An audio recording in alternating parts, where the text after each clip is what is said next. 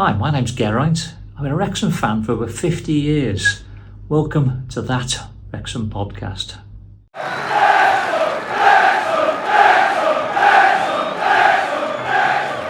That Wrexham podcast. I'm Ben Toze. I'm Ben Foster. And today we've got our first ever guest, Wayne Jones. Welcome. Thanks, Thank you. How does it feel to be our first ever guest? Yeah, a bit of an honour. Why me?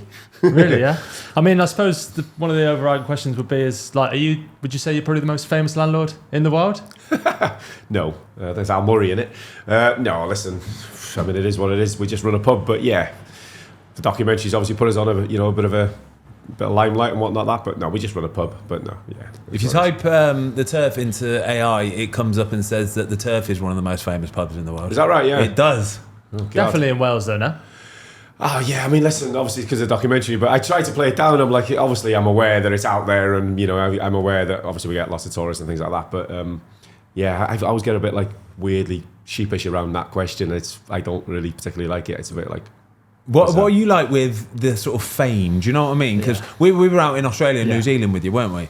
And like you were like proper famous. Like people were stopping you in the street and stuff. Do you know what I mean? So what's it like on a day-to-day basis around here? Well, it's not as mad as Australia, thankfully. But yeah, we'll open at 12, Ben, and it'll be like by 1 there'll probably be 40, 50 tourists in here from Australia, New Zealand, America. What? Yeah, every day, like 4 years on now, and it doesn't stop, which is good. Obviously, we're a business, so we're grateful for it. We're thankful for it, and I spend as much time with every single one of them as I can. But I mean, there are days when I'm like, I've got to get stuff done, and I don't really get a chance to get it done. I hide in the car to do my VAT and things like that, just to pull the visor. A bit of peace and quiet. I sit in the fan zone with the rain, just with the coffee, just to get away from it. But I'm very grateful for it. Listen, I've been on the other end of the scale 17 years ago when we took it on, when there was barely anybody in here. So I'd much rather have this stress than worrying I'm going to pay my next tax bill and my next gas bill and things like that. So obviously it's gone, completely turned around in 17 years, and we've been very fortunate. Let's not beat around the bush. I've been very lucky. But I like to think we still, I still work as hard as I did all them years ago. Still put the same hours in, still the same Still person. working in the van? Still here 6:30, 7 o'clock every morning. Still here 7 days a week. Still at the end of my phone 24 hours a day. So it's still a pub. We had a butty earlier, didn't we? Oh, incredible. It was incredible, wasn't it? I had a breakfast bap with brown sauce. Bacon, sausage and egg. The bacon was probably thick. like half a Do you know what I like? thick? Do you know what I like? You could taste the griddle, kind of like the burnty bits off the griddle. The dirty bit. The dirty bit. Dirty bacon bap. Absolute belter, mate. No, it was a nice thanks. welcome. It was a nice welcome. It was lit. If I could take you back to probably the first time the owners came into this place, like how did that kind of come about? So you'll remember Milos, who was produced Series 1, lovely guy from New York. I think he did Series 2 as well. So when it was all finalised, I got a call at home, I think it was on a Wednesday night, off Milos saying, and it was COVID, right, if you remember, and Ryan was really sort of concerned about it. Everybody was concerned about it, but Ryan was actually concerned about it. Milos phoned and sort of said, they want to come in and meet you, and a group of people that you want to invite. I think it was like the Friday night. So yeah, cool, brilliant. So I remember shouting up to Shelley, my wife upstairs, you better get to the hairdresser and get your hair done because Ryan Reynolds is coming to town. And I don't really get sort of starstruck. It's not, to me, they just, lovely people, but just people, right? And then I remember we walked in on the Friday and I nearly fainted and Shelley was holding me up. Really? I was like, Ryan Reynolds. Yeah. It's a bit crazy. So walked in, a lot tall. I remember the very first thing I thought was he's a lot taller than I don't know why, I just thought. Not Rob, Ryan. Yeah, definitely not Rob. That's bang out, that is. Yeah, sorry, Rob. I just remember thinking, because I'm obviously tall, so I'm not really used to looking up at a lot of people. And I came in walking and thinking, crack, he's massive. So yeah, they came in. We had about 20 friends and family. And my overriding sort of memory of that night was, it was like snowing or it was freezing cold. And they put all the people in the beer garden because he didn't want too many people in with COVID. And they're all texting me going, he's put us in the beer garden. We're freezing. What does he think he is? So, and then Milos had to go into the football club and get all the stewards' coats. Yeah. Because all my family were outside. It's freezing cold. Did it get leaked at all? No, I don't think so. No. Actually, no. Tell a lie. It must have done because outside was like the security and the barriers and there's people trying to. Mate, as soon as one person sees him and they're coming in here, that's it. It's on Instagram, it's on Twitter, that's it. Wildfire. I suppose you told your missus and she went off to get a haircut. She's probably telling everyone while she's getting a haircut. Wildfire. The worst place to not leak gossip is a hairdresser. When he comes in, right, is he using the same toilets as everybody else? Is he in that one there that hasn't even got like a cubicle? Yeah. Yes, come on. He's still got the buckets in the corner and all that. No running hot water. And things like that. Well, yeah. this. He comes in here actually. So when he comes in, he was supposed to be a Saturday, but he didn't turn up. But when he comes in, we sort of barricade this off. And I mean, the problem, well, it's not a problem, but the problem we find is he won't say no to anybody. So kids will line up the streets and they'll line up in here. And it'll take, he only comes for like an hour, but by the time he gets in here, he has like 2 quick Guinness and he's got to get gone because he spends forever trying to get in and trying to get out. But I think what people don't appreciate is like, and obviously I've seen this probably a bit with you out in New Zealand, but like how exhausting that must be for the owners and for people that, you know, even like yourself when we're out in Australia, it's exhausting, isn't it? Like, you know, tell us about kind of how that comes about when you're in that club shop and people coming up to you and it's just non-stop and you've got honestly it's difficult. I mean, I just run a pub. Me compared to Ryan Reynolds and Rob McElhenney is like literally night and day. So I personally wouldn't want their lifestyle. I mean, I guess the money'd be nice, but I wouldn't want everything that comes with it. So just touching on Australia, New Zealand, trying to explain to people how tiring that is. So when I said, we've been invited over to Australia to help the club and whatnot, oh great, you get a free holiday. You've seen it. It's not, I mean, listen, it's lovely and I'm certainly not complaining because thousands of Wrexham fans would have loved that opportunity, right? So it's not lost on me. But trying to then explain to people, I'm not going to lie on Bondi Beach for 13 days. It's full on, isn't it? And I go to bed, and I mean, obviously the chest infection didn't help, but even the first 2 tours in the US, they're great, but you go to bed and you're like shattered. And then you've got to be up like 6:30 to do morning, which is so far away from what I'm used to. From running a pub. And you get no chance to get over the jet lag either. He was doing 6:30 radio shows in Australia and stuff, and like people are on you all day, and you've got to smile, and it's like you've got to put a bit of an act. Sounds like you're moaning, but you're not. No, you're not. None of us are moaning, but you can't not be optimistic and enthusiastic. And of course, look, because that one time that you are a little bit tired or it shows, that person goes, hang on a minute. He was all right. Onto it. Yeah, I completely agree. Yeah, you permanently got to have a smile on your face. And to be fair, I'm quite a bubbly, outgoing person anyway, so it doesn't come natural because everybody has days off, don't they? Everybody's like has down days and things like that, and I was knackered. So I just have in the back of my head, I'm like, right, just make sure you portray Wrexham in the right light. Make sure you don't, but I hate doing anything that's live because I'm always very conscious of saying something. Because social media is like it's a cesspit of a place, isn't it? When you get something wrong, somebody's all over you. Somebody will be like, he's forgot where he's come from, But so I was going to ask as well about that. So do you find that you have a lot of jealousy or people that are kind of like out to kind of get you and let you slip up? And yeah, it's calmed down. Touch wood, it's calmed down a bit in the last couple of months. I think at the back end of series 3, I remember texting a guy called Jeff Luini who produces the show. I think you probably met him over in Australia. Yeah. And then Ryan and Rob both reached out. I was like, listen, with the greatest of respects, I'm really grateful for everything you've done for me, and I'll always help. You can always film in the pub. You can always film the fans. If you need me for the odd second, then I will. I will help. But I'd rather not be like a feature because I can't be doing it. Like, so 99% of people, it's actually stopped. I did bloody quite a bit last year. I'll probably do a bit for Series 5 because I just feel like we've gained so much from it, and the town's gained so much from it that I can't really say no. But the downside to it is 99% of people are lovely. You'll get one bad comment in 100, Ben, and that one stick, I can't handle it. I can't. I literally, I remember the Stockport game. Obviously, when we the Stockport game, after the Stockport game, the last game of the season, obviously we've been promoted. I went to the Algarve with my wife for 3 days, and I told her in advance. I said, I'm sorry if I don't speak. Like I just sat there for 3 days. I wouldn't say I borderline cried, but I was like physically and mentally exhausted, and a lot of that had come from. People just going, who does he think he is? And, he's this and he's that. Yeah. And I literally couldn't try and be any more normal if I tried. I couldn't try and be more myself. And I think that comes across as well. We see that. We see that. Yeah, we do see that. The time we spent with you. Yeah, thanks. I think now I've sort of come to the point where I'm like, you know what?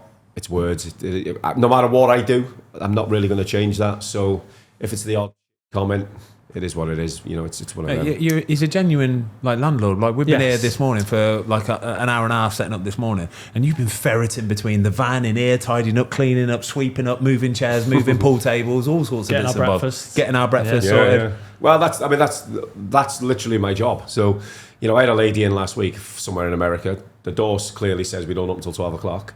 She let herself in, and I had marigolds on, and I was cleaning the men's toilets. And she was like, "What are you doing?" And I said, "I'm cleaning the toilets." And she was just like, marigolds on. Nothing else on me. Yeah, the naked landlord. And she was like, which nobody wants to see, by the way. And she was like, serious, yeah. And she was like, "Why are you doing it?" I was like, "Well, because it's my job. Like, who else is going to do it? The cleaner's day off. I'm going to do it." So if it goes south here, you know what you could do next. If it doesn't work out in the pub. Good viewing figures on the documentary for that. Absolutely. No, that would there wouldn't be a Series 6 if that was on it, trust me. So, like with the pub and stuff, how does it work on a match day? So when, you come in, I'm assuming you come in early doors, and then just talk us through how the whole day pans out. Start of day for you. Yeah, so Tuesdays, very quickly, Tuesdays a little bit calmer because we have all day to build up for it, and majority of people are in work till 5 o'clock. So we'll go crazy sort of 5:30 to 7:30, and then maybe for an hour after, but it's not as busy after because people again have work the following day. But a Saturday would generally look like me getting here somewhere around 6 o'clock. We do a lot of prep on the Friday, so we stock the burger van, we stock the fan zone. So the fan zone, for people that don't know, is a massive stretch tent at the bottom of the car park, which is hopefully in a year's time going to be a permanent fixture, but at the moment it's a stretch tent. It's got a fully kitted out bar, TVs, stage for live music. Oh, wow. So we have as many people in the fan zone as we get in the pub. So we have to get a lot done on the Friday. We have to stock it all, clean all the beer lines, get all the float, get the staff. And then Saturdays are usually a little bit calmer. We sort of come in, because we've done all the donkey work on the Friday, we'll come in, we'll put all the furniture away, we'll set all the outside area up, security will arrive. Generally we open at 11 o'clock, but usually there's people queuing up by sort of 10, 10:15. And then by about midday, you will find that it will start to be, depending on the size of the game. So if it's, for example, it was the Notts County game, then there was people at 8:30 in the morning just because they would, and the line literally went to the train station. But a standard day will be, standard Saturday will be, by midday, you'll start to get one in, one out here, which is about 250, 300 people. Depending, if it's dry outside, it's better for us because we can allow another 150 outside. And then when it's full in here, people will generally tend to float down into the fan zone. So by about 1:30, you'll have about 600-700 people between the two. That's a godsend because for two reasons. Before we had that, obviously, we didn't want to see people stood in the rain trying to get in the pub, and ultimately we're a business, so we were losing trade when people were standing outside not going to get served. Make no bones about it, we have to make money. Yeah, so, of course. And then obviously 3 o'clock it'll go in. It's chaos, but we have wonderful staff. They all know their roles. How many on a staff day? How many on a match day? Between the van, the fan zone, and skirt, probably about 18, 20. How many kind of kegs or pints would you do on a match day? Oh, good question. On a Saturday, I'd say probably, blimey, I don't know, 35, 40. And what would you say the most popular is? Kegs, yeah. Just for context, by the way, is that a keg that's got like 88 pints? Yeah, well, keg? it varies. So some products will only sell in 88, but yes. For example, like Wrexham Lager, Madry, Stardom, and they only sell them in 88. But Carlsbergs, your Fosters, your Bitters, they can sell them in 288. The biggest seller is the Wrexham Lager? Yeah, it was Madry. They're very close. Madry, we sell thousands of pints, but we put the Wrexham in about 4 months ago. Yeah, I think about 4 months ago, and I've got an app on my phone which is linked to the tills, and I think we've sold close to 20,000 pints in 4 months of Wrexham Lager. It just flies out. 20,000 pints crazy, in 4 months? Yeah. We have 2 pumps. And I remember you saying this in New Zealand, actually. How much are you charging a pint now? So the dearest pint we sell is $4.70, and that's my drink. That's unreal, mate. Yeah. Because as well, like, let's be honest, you could just go and serve. You could charge. We said again about this. You could charge £8 a pint. You really could, and you can get away with it. I couldn't morally sleep at night though. Exactly. And the cheapest pint's £3.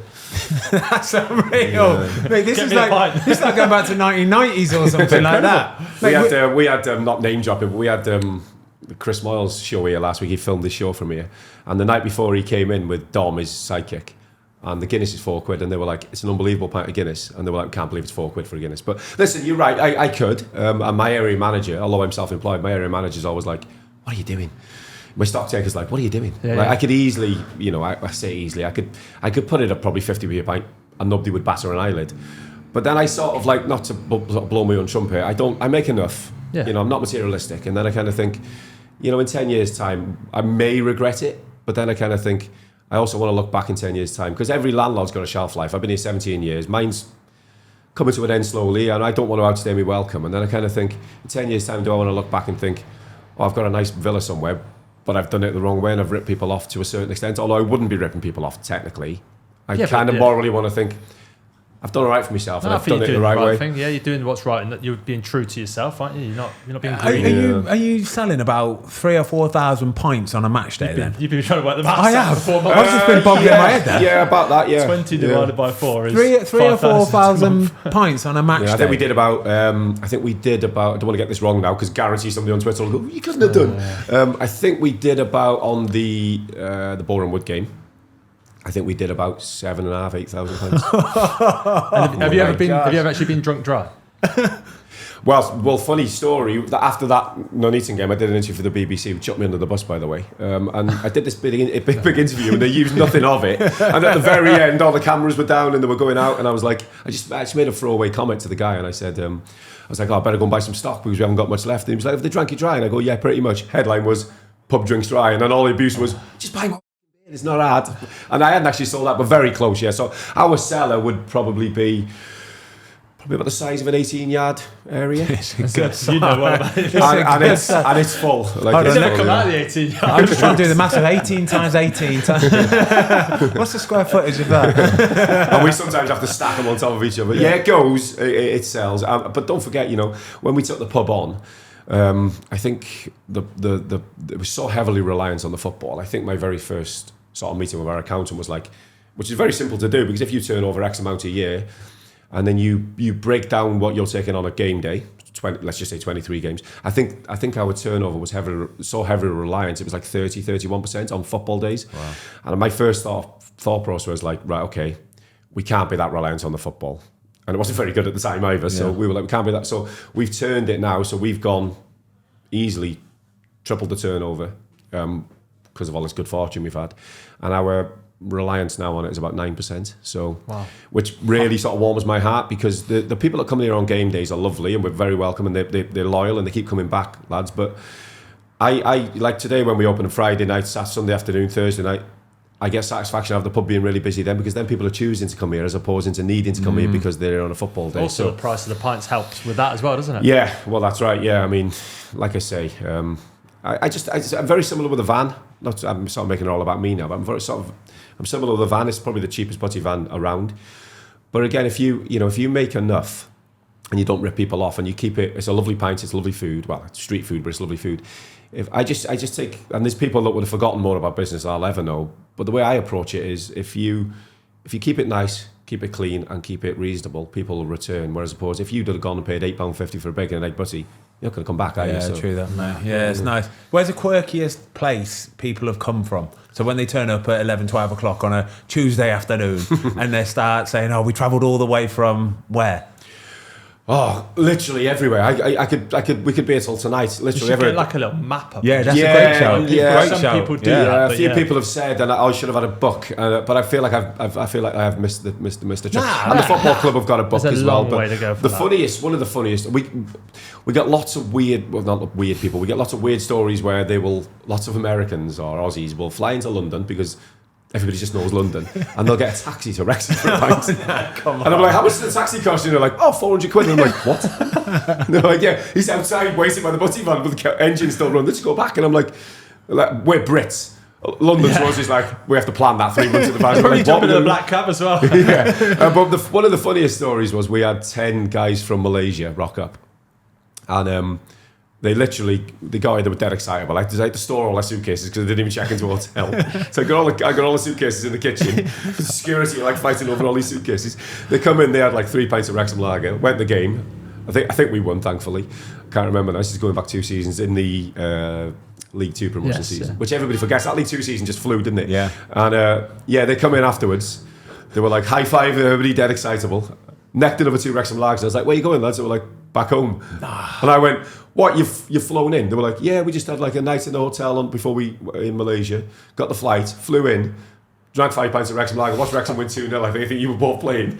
And then back to Malaysia. Oh, wow. I was like, that's incredible. What? Do you know when they like turn up here? Do you think it's like a film set and it's not a real pub? Do you have that a lot? Every day. The very first person, literally the very first tourist we had, come running across the car park to the fan zone and was like, it's real. And I was like, what's real? And they genuinely thought it was a set. You know what? It's mad how a football club, right? If you think about Wrexham FC, you think about the documentary, think about the owners or whatever, but then straight away you think of the turf.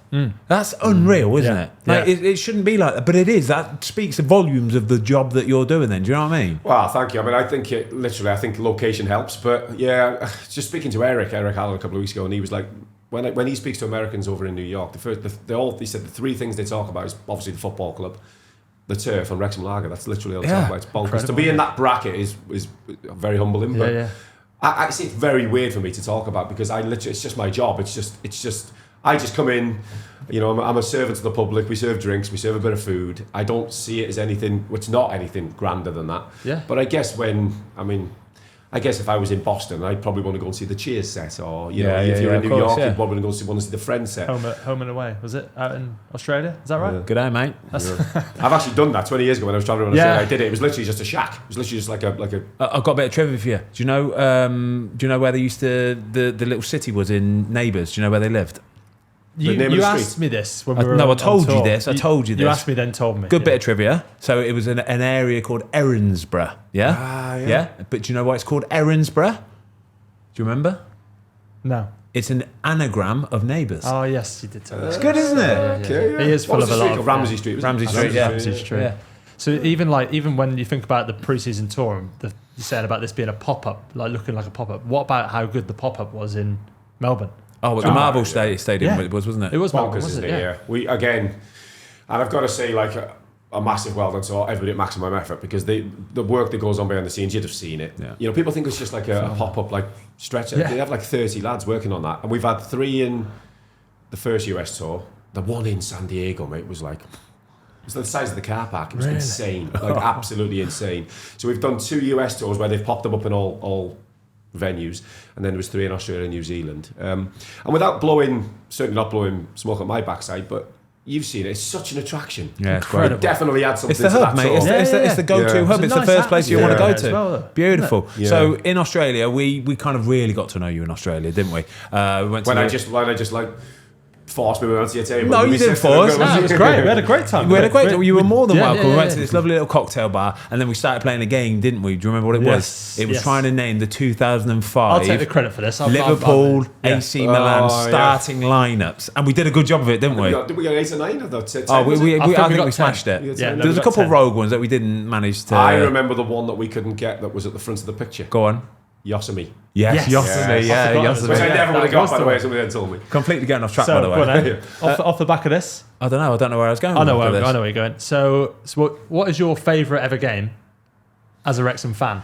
What's been your favourite game? Listen, you can't. I mean, it's obvious, but you can't look past. I'll never look past. There's been lots. There's been lots of bad ones, but there's been lots of good ones. Obviously, Boreham Wood. For a couple of reasons. One, do you know what? I genuinely think, and people will laugh at this, I genuinely think if we were to ever go on and win the FA Cup, or maybe make Europe or win the Carabao Cup, I genuinely don't think the emotion will be anything like it was that day, because we had so good at it. Well, we got you to thank. So, so you've got 16 years of just pent up, like, I'm going to say anger, because there was years there when it was people were angry. We were bottom of the National League. If COVID hadn't come along, we'd probably been in the National League North. This might not have happened. So for everything involved, I'd probably say, and the emotion. I mean, there was grown men 4 hours after the game in bags of tears in this place, because everybody was just so relieved. And as you know better than I ever will, 1 go up. That is such a tricky situation. Brutal, isn't it? It's brutal. And kudos to Notts County. 111 points, and we, had you not made that unbelievable save, then we chances are we may not have got up. So that game will always. I'll take that. Everybody will take that game to the grave because of everything that it came with. But there's been a few. There's been. I didn't go to the Arsenal game, but people still fondly speak of that game. Probably one of, Thomas. If not. Yeah, Mickey T comes here quite a lot. Lovely chap. That's probably one. Yeah, he's he's in a bit of a lost place at the moment because of Joey. But people talk about that game, and I'm biased, but I still think today that's probably the biggest FA Cup, shock of all time. It's got to be up there. It's in the conversation, isn't it? So that game stands out. Boston at home for other reasons when we stayed up on the last day of the season. Granted, we got relegated the next year, but when we stayed up in that last day of the season against Boston, the famous Bryn Law Sky Sports interview. Yeah, that for other reasons that was a good game because I don't think anybody really come up for air for 90 minutes because everybody didn't want to get relegated. And I remember the chairman at the time coming out and saying, right, we need to learn from this. We can't let this happen again. And then just subsequently got relegated the next year. I don't think they learned from it. we definitely didn't learn from it. So going back to the Boreham Wood game then, right? I don't think I can answer this, but tell me the starting 11 from that game. Right, okay. I think because you said about it being such a blur. Yeah. I don't think I could because it's such a blur for me as well. Well, can I give you two to start with? Wait. Can I give you two? I've got two to start with. Yeah, I go. Myself and Toze. The only way I can remember myself and Toze is because first goal that went against us. The first goal. My fault.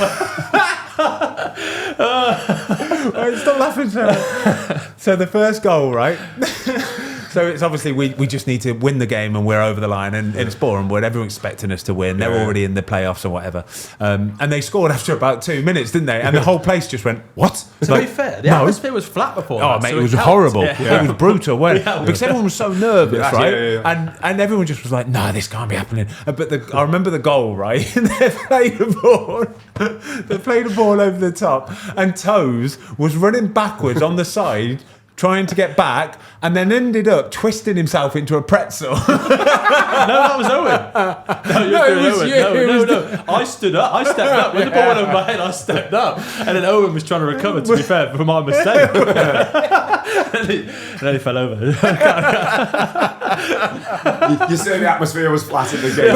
But it was the best thing that could have happened, I promise you. Because once the goal went in, oh my God, the fans then, it was just unreal, wasn't it? Yeah. I watched it in here, so I don't know if you obviously on the documentary they touch on it, but I watched it in here, so my wife couldn't get a ticket, so I was like, I'm not. She comes on, I'm just going to stay in here.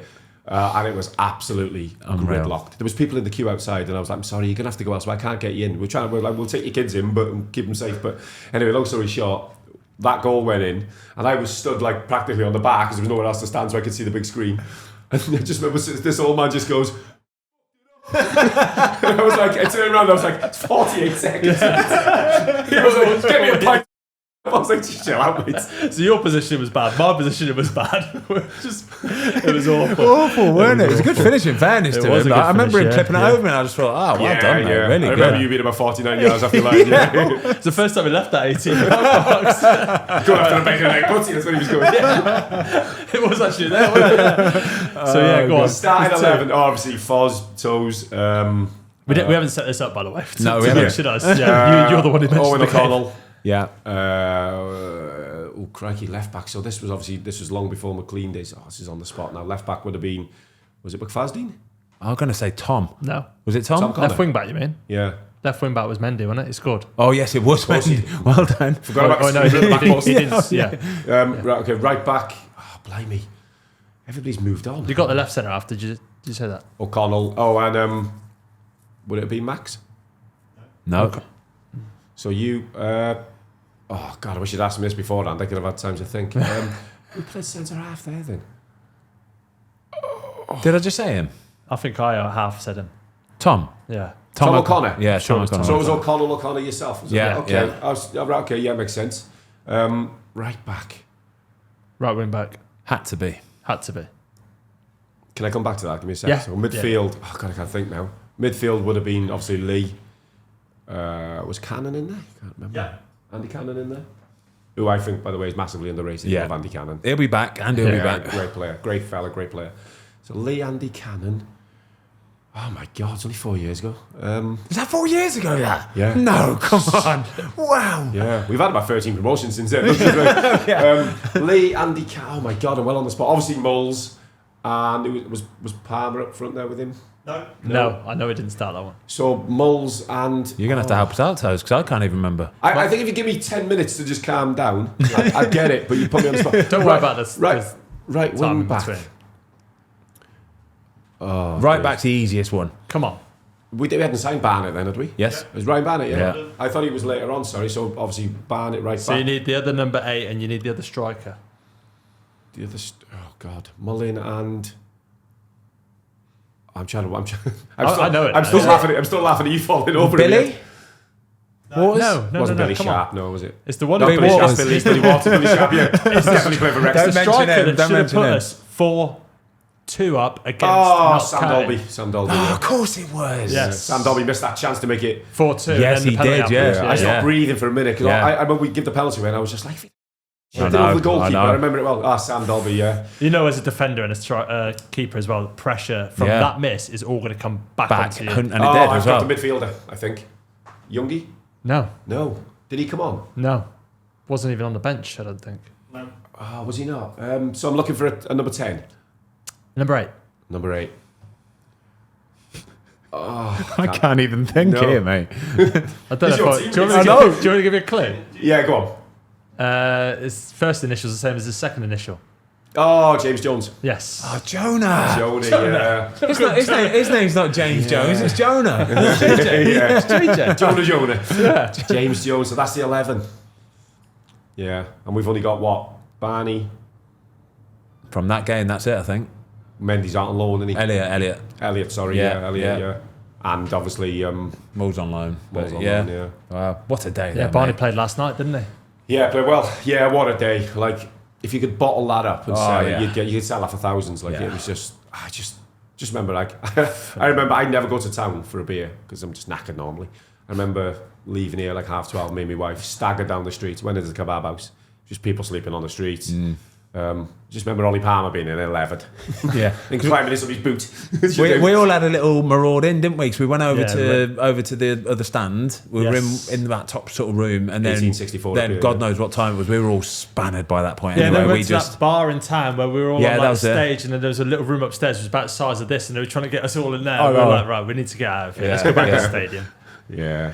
Yeah, great day. Absolutely great day. There's a video you could watch actually on the Cycling GK. I'm just not trying to plug anything here or anything. But it's true though, right? Honestly, our editor went fully rogue on it for this one video, and all the footage of like the fans jumping on me and like lifting everybody in the air and stuff, slow motion music and stuff. Honestly, proper like goosebumps. You watch it. I watch it back every now and I'm just like, oh wow, what a day. Yeah, what a day. Yeah, it was incredible. Like you said, I think I'm biased as well. Whenever I speak to people about that promotion, I'm going to say it's the best one because of all the emotion around it. And not only that, the points we got, the team we're up against, the pressure that was on us was phenomenal. That's why it's my favourite. When you put everything into the basket, it was like you couldn't. I mean, the documentary, from a documentary standpoint, they've had it pretty good, really, because you look at that Grimsby 5-4, and if you're just watching a TV programme, you can turn that off and almost go, oh, I thought the good guy wins kind of thing. Obviously, we had to live that, didn't we? We were like, oh my God. You know what I mean? So when you then follow that up the following year to get over the line, and then obviously have a couple more promotions, the documentary going, happy days, we've drew everybody in. Yeah. And then we just hit them with 3. Be interesting to see how we get on this year, really. See what angle they go with on the documentary. But when you lose 5-4 like that, you're so desperate not to lose that game, or even possibly draw it, because we then had to... What was the last game? Was it Torquay? Yeah, Torquay away, yeah. We would have had to probably go to Torquay, and we walloped Forest Green 6-0 at home or something. Was that the year before? I forget anyway. But if we hadn't gone over the line then against Boreham Wood, people started going, we're going to be in the playoffs. Because if you remember Halifax a week before... Yeah. I don't remember that. You trying to forget that one, Ben? Yeah, I was trying to forget that one as well. I got back. That was another Ben disaster class. That's one of the worst ones I've ever played. It was a joint. It was a duo of just keep tarring each other with the same brushes. I come out the ground at Halifax, got on the turf coach. Everybody was like, then I was just like, chill out. Guarantee we'll beat Notts County on was it the Monday? Yeah, we'll beat Notts County. Everybody's like, we're not. We're gonna be in the playoffs. We're gonna do it again. We're gonna lose 5-0. In fairness, though, do you know what? I'm not saying like it was a very good thing, but it was definitely a good thing losing that game. So I remember we got beat, and not only beat, we got beat comprehensively. Yeah, but I remember in the changing rooms after the game, you were so angry, like fuming at everybody. Everybody was a bit down anyway, but you were on one, going round. Anybody had their phone out already? Phone away, don't you dare, and everyone was just like, oh Jesus Christ, yeah, because I think you get in this little mode of, it's just going to be easy now, we're just going to saunter through this, it's an absolute doddle. Nothing's ever that easy, is it, in football? Sometimes you need a defeat, don't you? A little rock. Yeah. You don't want it, but you do need it. Yeah, you do need it. Sharpens everyone's focus. I totally agree, mate. We wouldn't be sitting here talking about how important that Boreham Wood game was had we gone and spanked Halifax. Could everybody have gone, well, a draw? Yeah, I know. Yeah, we may not have won the league here and things like that. Did we draw against Torquay that last game of the season? Torquay, 1 each. 1-1. I think Moores missed a penalty. Billy Waters scored. He came on and scored, which wasn't offside, which kind of like killed his Wrexham career at the start. Did it? Yeah. I good lad, Billy. He never got going. He never got going. Lad. He's back at Halifax now, I think, isn't he? Has it gone now? I know it's potentially happening, but I don't. I'm sure I read he was back at Halifax. Yeah. So as well, I was talking to Tom about this actually, like about the turf and all that sort of stuff. So when the club obviously grows, as it's going to grow, what happens like if they want to develop the stand? So does it just have to like kind of smother would it just end up smothering the pub? Because the pub's been here longer than the stand, obviously. Yeah, so they built the stadium around the pub. Yeah. At one point, it was the only football club in the world where the pub was there first.